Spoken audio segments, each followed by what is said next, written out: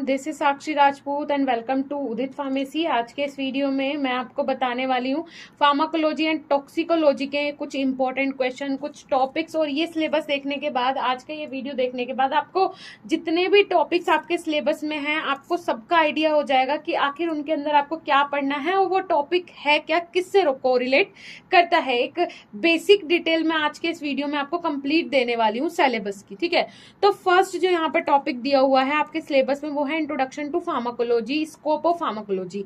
Scope क्या है pharmacology के, या फिर इंट्रोडक्शन आपको फार्माकोलॉजी का देना है। तो ये इंपॉर्टेंट क्वेश्चन है, मेन एग्जाम के लिए प्रिपेयर कर लीजिएगा, शॉर्ट क्वेश्चन के लिए।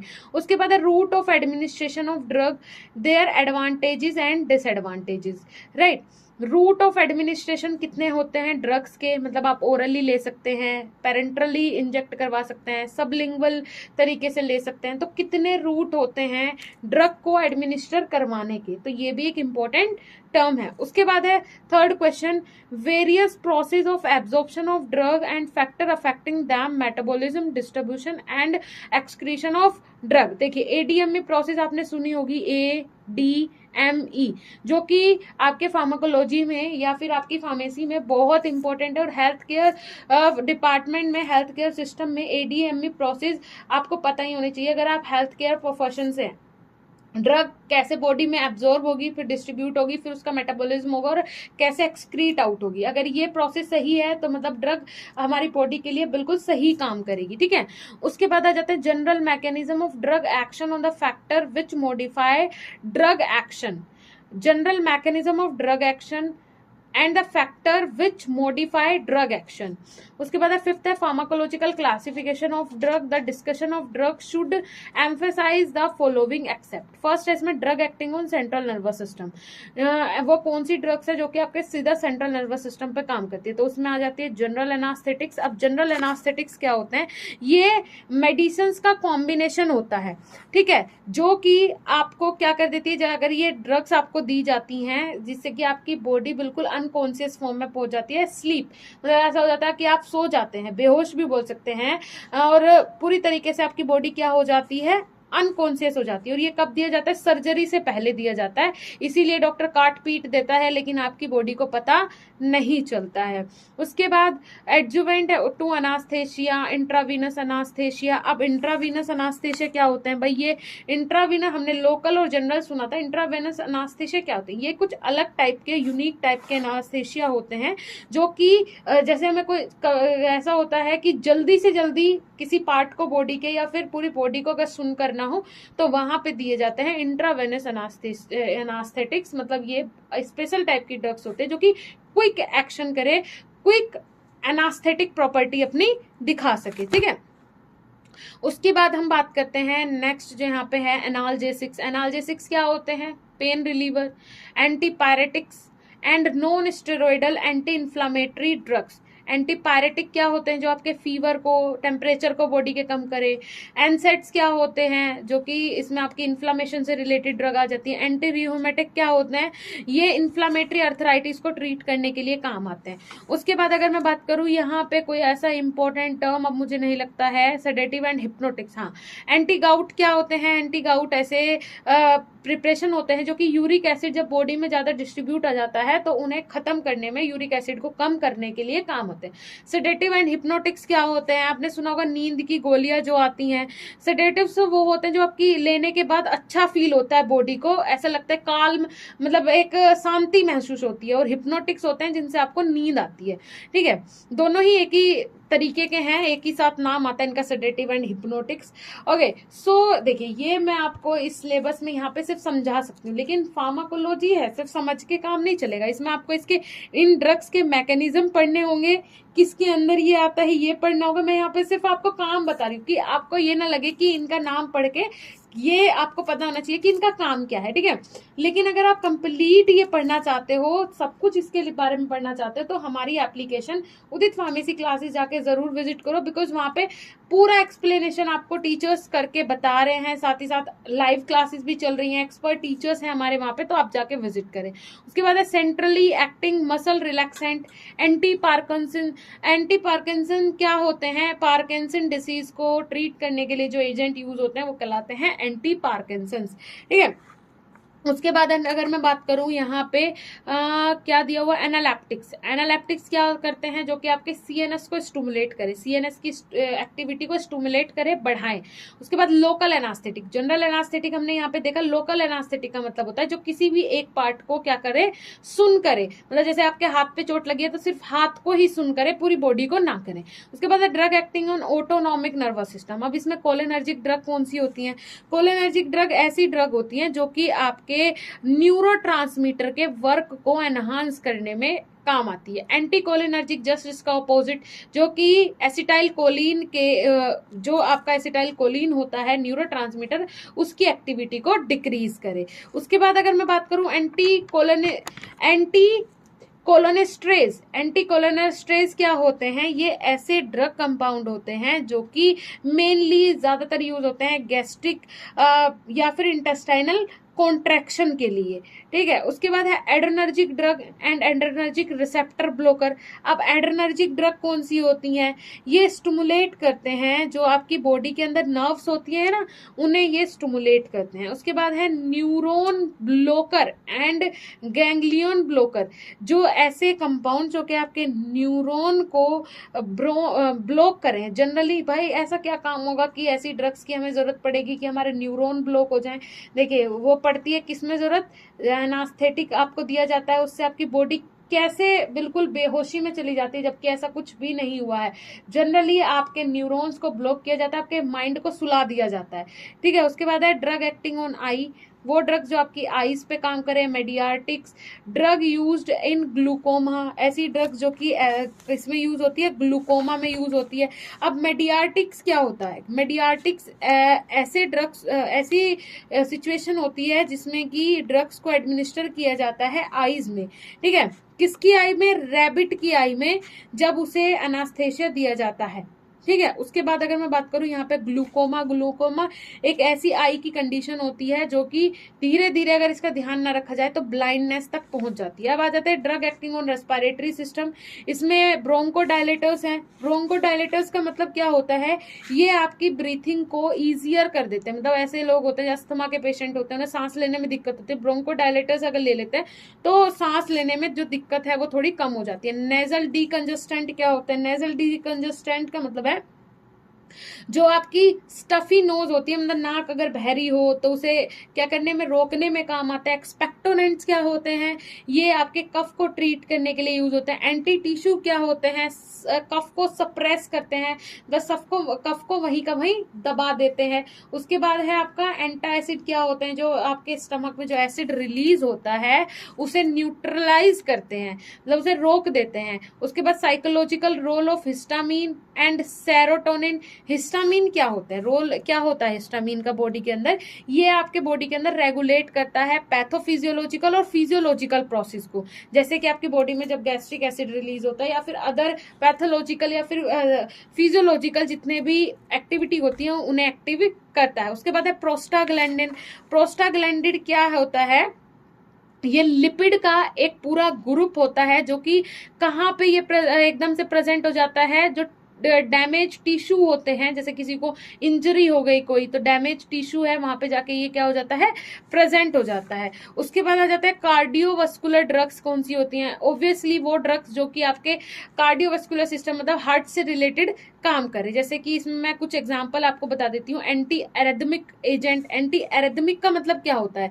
जो आपकी हार्ट की एबनॉर्मल रिदम्स होती हैं उन्हें सप्रेस करने का काम करते हैं एंटी एरेथमिक एजेंट। उसके बाद anti anginal agent. Anti anginal agent क्या होते हैं? ऐसे एजेंट जो कि एंजाइना पेक्टोरिस अगर प्रॉब्लम हो जाती है, बीमारी हो जाती है, उसे ट्रीट करने में काम आते हैं। हाइपरटेंसिव जो हाई बीपी को कम करें, है ना, तो ये सारे चीजें वही दिए हुए हैं। जैसे मैं बात करूं एथेरोस्क्लेरोसिस। एथेरोस्क्लेरोसिस ये क्या होती है? ये भी प्रॉब्लम होती है हार्ट की, जिसमें कि क्या हो जाता है, जो आपकी आर्टरीज होती है ना, आर्टरीज, इनके अंदर कोलेस्ट्रॉल या फिर फैट जो होता है इनकी वॉल पे क्या हो जाता है, जम जाता है, तो इस कंडीशन को बोलते हैं एथेरोस्क्लेरोसिस, ठीक है। तो ये सारी चीजें मैंने आपको बता दी। तो अब किसी भी चीज के लिए आपको सिलेबस में ये नहीं लगेगा कि मुझे नहीं आता है ना। उसके बाद बात कर लेते हैं drug acting on the blood and blood forming organs. Haematinics coagulant and anti coagulant. ठीक है, अब हेमेटेनिक्स क्या होते हैं? ये कुछ ऐसे एसेंशियल बहुत जरूरी तत्व बोल सकते हैं, कंपोनेंट्स होते हैं किसके? ब्लड के, जो कि ब्लड के फॉर्मेशन में काम आते हैं, ब्लड के फॉर्मेशन में काम आते हैं। उसके बाद कोएगुलेंट क्या होते हैं? ये ऐसे एजेंट होते हैं जो कि जैसे कोई भी आपकी बॉडी के अंदर लिक्विड है और या फिर ब्लड है, तो ये उसे क्या करते हैं? कोएगुलेट करते हैं। एंटी कोएगुलेंट का मतलब क्या होता है? ये आपके ब्लड को या फिर किसी भी लिक्विड को डाइल्यूट करते हैं। तो कोएगुलेंट और एंटी कोएगुलेंट मेरे हिसाब से समझ में आ गया होगा। होम्योस्टेटिस क्या होता है? देखिए, होम्योस्टेटिस ऐसा एक बोल सकते हैं कंडीशन है या फिर बायोलॉजिकल सिस्टम को मेंटेन करता है। ठीक है, जैसे आप खड़े हो रहे हैं, आप सही से प्रॉपर कैसे खड़े हो पा रहे हैं। ठीक है, आपकी जो एक्सटर्नल कंडीशंस हैं उन्हें जब आप चेंज करते हैं, खड़े हो, अभी बैठे हैं एकदम से खड़े होंगे, तो वो नॉर्मल कंडीशन में जब आप खड़े हो पा रहे हैं, आपकी बॉडी फील कर पा रही है कि हाँ अभी आप बैठे हैं, अभी आप खड़े हैं, तो वो कंडीशन कहलाती है होम्योस्टेटिस। इसे इस तरीके से हम डिफाइन नहीं कर सकते हैं, लेकिन हाँ एक एग्जांपल देके मैंने आपको समझाया। उसके बाद अगर मैं बात करूं यहाँ पे ब्लड सब्स्टिट्यूएंट क्या होते हैं? ब्लड सब्स्टिट्यूएंट ऐसे सब्सटेंस जैसे कि ब्लड सब्स्टिट्यूट क्या होते हैं? मतलब ब्लड जैसे ही कुछ कंपोनेंट जो कि गैस की जैसी प्रॉपर्टी रखते हैं, ब्लड के जैसी प्रॉपर्टी रखते हैं, और कुछ टाइम के लिए, कुछ फंक्शंस के लिए ब्लड की जो कमी है उसे फुलफिल कर सकें, वो कहलाते हैं ब्लड सब्स्टिट्यूट। उसके बाद है drug affecting on renal function, diuretic and anti diuretic. अब डायरोटिक क्या होता है, एंटी डायरोटिक क्या होता है? डायरोटिक वो कंडीशन होती है जब आपकी बॉडी में ज्यादा वाटर की क्वांटिटी हो जाती है, इन्फ्लामेशन वगैरह हो जाती है, तो उस टाइम डायरोटिक्स दिए जाते हैं उस वाटर के लेवल को कम करने के लिए। और जब आपकी बॉडी में पानी की कमी हो जाती है, उस टाइम दिए जाते हैं एंटी डायरोटिक, पानी की कमी को पूरे करने के लिए। उसके बाद है hormones and hormone antagonist, hypoglycaemic agent. अब देखिए, अगर मैं बात करूं यहाँ पे हार्मोन्स या फिर सेक्स हार्मोन्स, ओरल कॉन्ट्रासेप्टिव्स, ये सब क्या होते हैं? अगर मैं इनकी बात करूं तो यहाँ पे मैं आपको बता देती हूँ कि सेक्स हार्मोन जैसे कि गोनेडोकोर्टिकोइड्स, ये सब सेक्स हार्मोन होते हैं। ओरल कॉन्ट्रासेप्टिव्स का मतलब होता है जो कि चाइल्ड बर्थ को रोकने के लिए कंट्रोल करने के लिए कुछ पिल्स ली जाती हैं जो कि ओरल रूट से ली जाती है, उन्हें बोलते हैं ओरल कॉन्ट्रासेप्टिव्स। ठीक है, उसके बाद अगर मैं बात करूं, नेक्स्ट है यहाँ पे आपका drug acting on digestive system. अब वो कौन सी ड्रग है जो कि आपके डाइजेस्टिव सिस्टम पे काम करती है? तो इसमें है बिटर्स। सबसे पहले तो है कार्मिनेटिव डाइजेस्टेंट, मतलब ये आपकी बॉडी में क्या रिलीफ प्रोवाइड करवाते हैं। जैसे कोई इन्फ्लाम्ड एरिया है बॉडी के अंदर, आपके स्टमक के अंदर इन्फ्लामेशन हो गया है, तो उसे रिलीफ प्रोवाइड करवाते हैं। उसके बाद बिटर्स क्या होते हैं? ये बिटर्स जो है ये नेचुरल अल्कोहलिक प्रिपरेशन होती है जो कि आपके डाइजेशन को सही रखने का काम करती है, डाइजेस्टिव जितनी भी प्रॉब्लम्स होती है उन्हें ट्रीट करने में हेल्प करती है। उसके बाद अगर मैं बात करूं यहाँ पे आपका एंटासिड्स, मैंने बता ही दिया पहले आपको, पैप्टिक अल्सर में एंटासिड्स यूज होते हैं। परगेटिव एंड लेग्जेटिव क्या होता है? परगेटिव्स का मतलब है जो कि जैसे कि आप जो बाउल मूवमेंट है उसे क्या करती है? रेगुलेट करती है। उसके बाद ये लेग्जेटिव जो होते हैं, मतलब इनका मतलब क्या है? कॉन्स्टिपेशन की जब आपको प्रॉब्लम हो जाती है तो उस टाइम ये कॉन्स्टिपेशन को क्या करते हैं? रिलीफ महसूस होता है आपको कॉन्स्टिपेशन के टाइम। तो दोनों चीजें एक ही हैं, बस दोनों का थोड़ा सा डेफिनेशन बोलने का, बताने का तरीका अलग है। उसके बाद एंटी डायरियल क्या होता है? जब आपको डायरिया की प्रॉब्लम हो जाती है तो ये एंटी डायरियल दिए जाते हैं जिससे कि आपका जो स्टूल है वो क्या हो सके? बल्क हो सके, है ना। एमेटिक्स क्या होते हैं? एमेटिक्स का मतलब होता है ऐसी कंडीशन में एमेटिक्स दिए जाते हैं जैसे किसी ने पॉइजन ले लिया हो तो उसे वोमिट करवानी हो तो एमेटिक्स दिए जाते हैं, कोजिंग ऑफ एमेटिक्स। उसके बाद है एंथ्रेमेटिक्स ये क्या होते हैं? एंटी स्पाज्मोडिक क्या होता है? एंटी स्पाज्मोडिक का मतलब है जो कि आपके जैसे जो इनवॉलेंट्री मसल्स होती हैं आपकी बॉडी के अंदर, उन्हें स्पाज्म, जब वो सुकड़न महसूस करे तो उन्हें रिलीफ करें, किससे? स्पाज्म से। उसके बाद है chemotherapy of microbial disease, urinary antiseptics क्या होते हैं? ये मोस्टली जितने भी सिम्पैटोमैटिक ट्रीटमेंट होते हैं यूरिनरी ट्रैक्ट के, मतलब जिसमें सिम्टम्स दिखाई दें कि इन्फेक्शन है यूरिनरी ट्रैक्ट का, तो उस टाइम ये दिए जाते हैं। ठीक है, उसके बाद है यहाँ पे नेक्स्ट आपका जो दिया हुआ है, अगर मैं बात करूँ क्या इसमें इंपॉर्टेंट है, so anti fungal agent is also an important term. Anti fungal आप पढ़ लीजिएगा, एंटीवायरल पढ़ लीजिएगा, एंटी लैप्रोटिक पढ़ लीजिएगा। उसके बाद है कीमोथेरेपी ऑफ प्रोटोजोअल डिसीज। अब प्रोटोजोअल डिसीज क्या होती है? प्रोटोजोअल डिसीज वो डिसीज होती है जो कि प्रोटोजोआ के कारण होती है ना, और इसके कारण रिप्रोडक्टिव साइकिल पे भी फर्क पड़ता है, मेंस्ट्रुअल साइकिल पे भी फर्क पड़ता है।